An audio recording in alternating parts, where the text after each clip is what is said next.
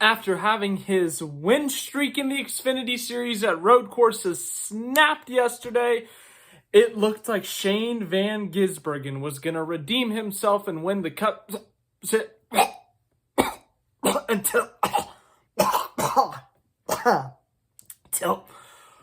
until he got introduced to Prosper, Texas. Shades of Keselowski and Ambrose all over again.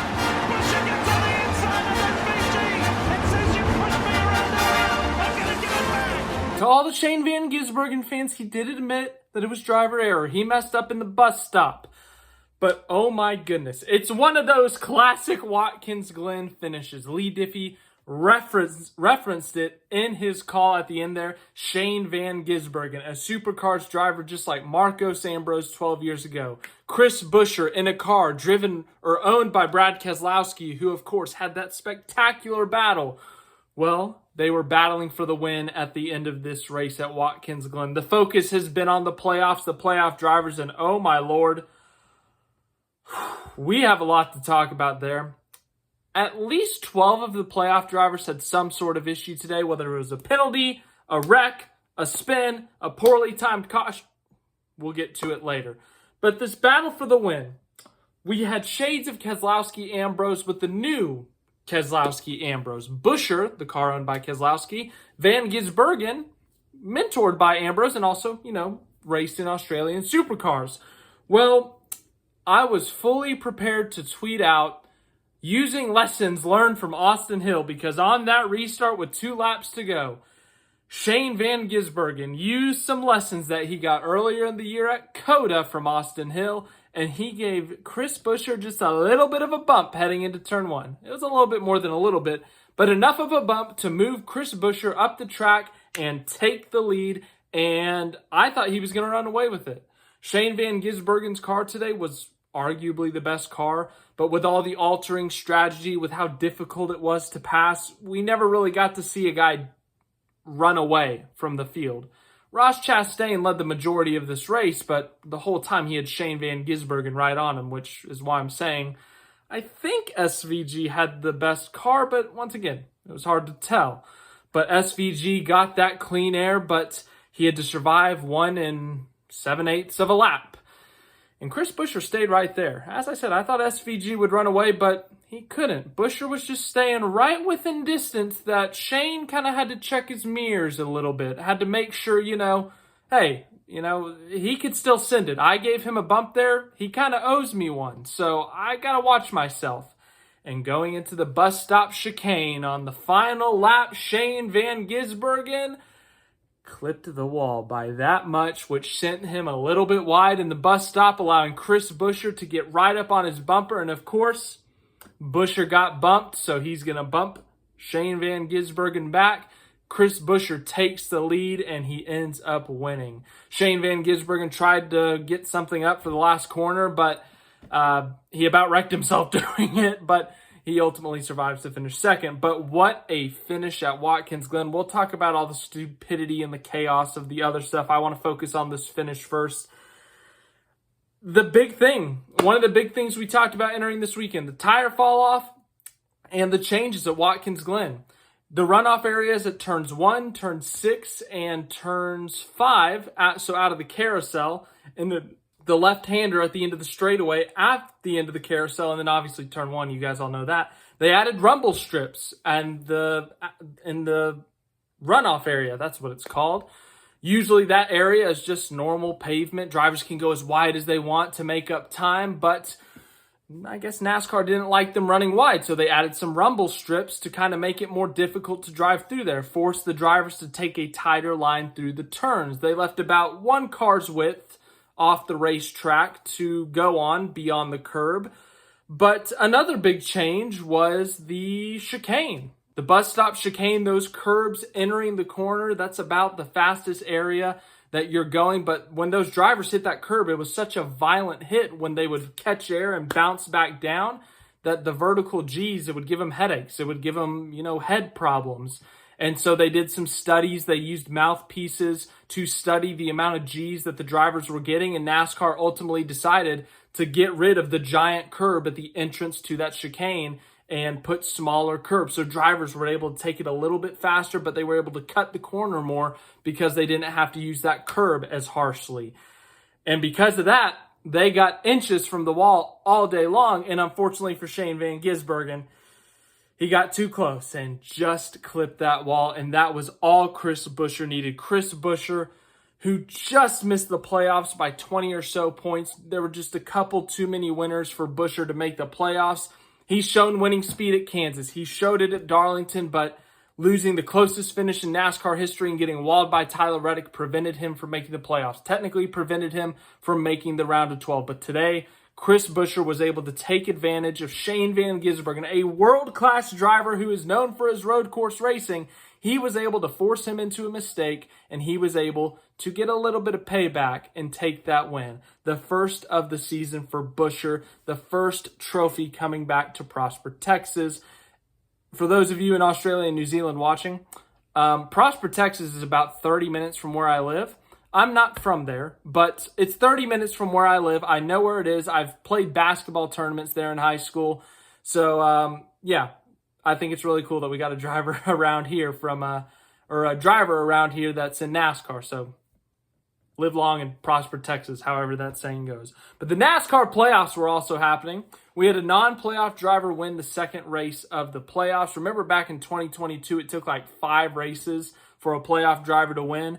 Well, of course, a playoff driver won last week in Joey Logano, but Chris Buescher has been an underrated road racer. He's consistently been top 10, but just hasn't quite had that winning speed. He's shown it at Sonoma a couple times, but outside of that, just not quite the winning speed. But today, the way the strategy played out and when they got that track position, they showed that winning speed. And when put in the position, Chris Buescher got it done. This is a guy who made the round of 8 last year, a guy who won 3 races last year. So very well-deserved win for Buescher. But back to the playoffs. I got in a side tangent there. The playoffs got wild. The main focus of today could have been the playoffs, but the playoff drivers weren't good enough today. Straight up, they were not good enough today. These are the races that they're supposed to show up and win. They're supposed to be the 16 best drivers from the season. They're supposed to be the guys who dominate the season. And I'm trying to think. I can't think of a single playoff driver that led multiple laps. I don't know if any playoff drivers led laps outside of Truex, who won stage 1 because he stayed out. Chastain led 50 or so laps. I think McDowell led some laps. Buescher led about 20 laps. SVG led a lap. Carson Hocevar led a lap. LaJoie led laps. Joey Logano led the most laps out of playoff drivers, and he's already advanced, and he led 6 laps. Truex led 4. Bowman led 1. Only 3 drivers today. This is the first round. It was a very poor showing from the playoff drivers today. Once again, these are supposed to be the guys competing for a championship that are supposed to be the elite. And they did not show up today. They did the opposite of show up today. Denny Hamlin crashed twice. Martin Truex Jr. was involved in a crash. Chase Elliott was involved in a crash. William Byron went flying today and landed in Brad Keselowski, another playoff driver's window. Keselowski, on top of the wreck, in fact, multiple wrecks, had multiple speeding penalties or pit road penalties, a speeding penalty and a loose wheel. Kyle Larson had a pit road penalty. Kyle Larson was involved in a wreck. Tyler Reddick spun out multiple times. The list goes on. When we go through the results, I'll make sure that I point out and criticize every playoff driver. I think all 16 might have had an issue today. Ryan Blaney didn't make it past lap 1. Which, let's get to the stupidity. Lap 1. What are we doing, Corey LaJoie? It's lap 1. I know track position is key, but why are we wiping out the field? I don't understand it.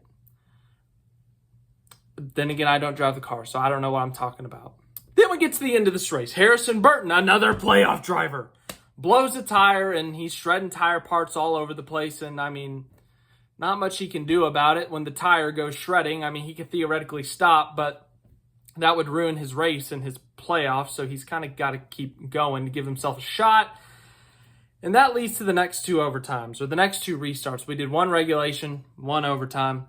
And NASCAR drivers, Martin Truex Jr. said it really well post-race. These are supposed to be some of the best drivers in the world, but when it comes to these overtime, these late race restarts, they act like some of the worst in the world. Now we can blame overtime and knowing that even if there's a wreck, you're going to get another opportunity. Guys trying to win from 15th or whatever. but it used to not be like this. When I started watching NASCAR, it used to not be like this. We would get a stupid restart, but it's becoming almost a weekly thing now, which is concerning. I think we've set the record for most overtimes across the 3 national series, and we still have 8 race weekends to go. It's getting a little bit embarrassing, honestly. I get, what Shane Van Gisbergen did, he moved Buescher. It was clean, and sure, some people don't like the bump and runs, but it was clean. He didn't wipe anyone out. But Kyle Larson throws an aggressive block on Todd Gilliland, who gets in the grass and, as a result, wrecks the field. Joey Logano, who's already advanced in the playoffs, gets in the marbles or something and can't control his car. Once again, I don't drive the cars, but why can't you just lift? Why do you have to keep flooring it through Keselowski, who crashes into Byron? Am I missing something here? Just the race etiquette, it's gone down, and I feel like it gets worse by the week at this point, and I don't know. It's just foolish at this point. And when they look foolish, these arguments come back against them when people argue about NASCAR versus other motorsports, which at the end of the day, we shouldn't be yelling about, but people like to yell about things, including me. But the NASCAR playoff standings got shuffled. We'll look at the points after we look at the results. I'll talk about each playoff driver's day. But let's talk about the winner, Chris Buescher, for a little bit longer. Prosper, Texas' own Chris Buescher picked up his first win of 2024. 2 weeks too late, but still. A NASCAR Cup Series win is a NASCAR Cup Series win. You're going to take it however you can get it. Buescher's a great road course racer. He's an underrated road course racer. As I said, he's consistently top 10. He has the most top 10s in the next-gen era on the road courses. He just couldn't quite find that winning speed. 2022 Sonoma, he was in the mix. 2024 Sonoma, he was in the mix with an alternate strategy. But outside of that, just nothing from what I can remember. He has really been in the mix. But today, he was in the mix. And when the opportunity presented itself, he had to survive multiple late race restarts. He had to survive a bump and run from Shane Van Gisbergen. And when Shane Van Gisbergen made a mistake, he was able to take advantage, was able to bump and run him and run away with the win. So great win for for Chris Buescher. I just choked saying he was going to win, just like second place Shane Van Gisbergen. But seriously, back to Buescher though. Obviously, Keselowski wishes it was him who was winning, but Keselowski on the road courses is a horrendous combination. So Brad Keselowski wins as a team owner, just not quite as a driver. So Chris Buescher, great day for him, great win for him. They're still fighting for 17th in the points. Shane Van Gisbergen. There was nothing outside of a win today. In terms of the bigger picture, the championship, the points. He's not competing for the championship in the Cup Series as a driver. The 16 car is out of the owners' playoffs. The only thing they're fighting for is trophies at this point. And Shane Van Gisbergen was fantastic all weekend long in the Cup Series. Top 5 practice speeds, qualified third, was top 3 the majority of the race. As I said earlier, arguably the best car. He just couldn't get in front. That was his biggest problem. He just couldn't get the clean air. And then he finally gets it with a lap and 3/4 to go. He moves. Chris Buescher uses a NASCAR move. He's evolving into the NASCAR world. And then he chokes it. He said it in his post-race interview. He said he was gutted, said that he messed up. It was a driver error, and I mean, it was. You can't really blame anything else. It's been a horrendous year for Kaulig across the board, especially in the Cup Series. This would have been their one bright spot if he was able to pull this off. This is their best finish all season.